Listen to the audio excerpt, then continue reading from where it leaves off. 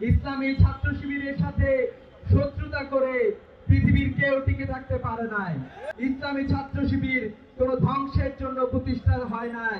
ইসলামী ছাত্র শিবির প্রতিষ্ঠিত হয়েছে গড়ার জন্য।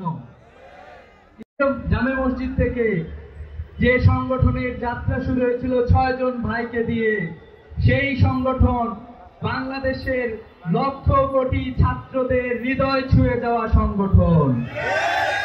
বাংলাদেশের টেকনাফ থেকে তেতুলিয়া, রূপসা থেকে পাথুরিয়া, প্রত্যেকটি ছাত্রের জন্য ইসলামী ছাত্র শিবিরের কর্মীরা দিন রাত একাকার করে ইসলাম এবং বাংলাদেশের সমৃদ্ধির জন্য কাজ করে যাচ্ছে।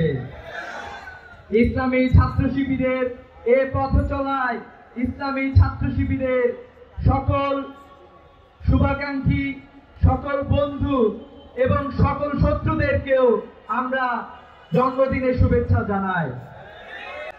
ইসলামী ছাত্র শিবিরের সাথে শত্রুতা করে পৃথিবীর কেউ টিকে থাকতে পারে নাই। বাংলাদেশের অসংখ্য শক্তি তাদের সর্বশক্তি প্রয়োগ করে ইসলামী ছাত্র শিবিরের সুন্দরতম পথ চলাকে রুদ্ধ করতে চেয়েছিল।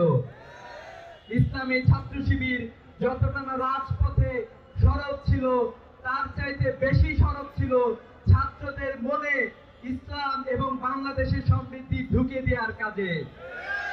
ইসলামী ছাত্র শিবির সে যাত্রা সত্যিকার অর্থে সকল বাধা প্রতিবন্ধকতা উপেক্ষা করে তার কার্যক্রম পরিচালনা করে গিয়েছে এই বাংলাদেশের প্রত্যেকটি প্রান্তে প্রান্তে।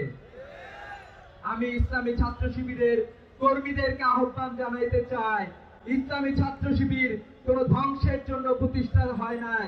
ইসলামী ছাত্র শিবির প্রতিষ্ঠিত হয়েছে গড়ার জন্য।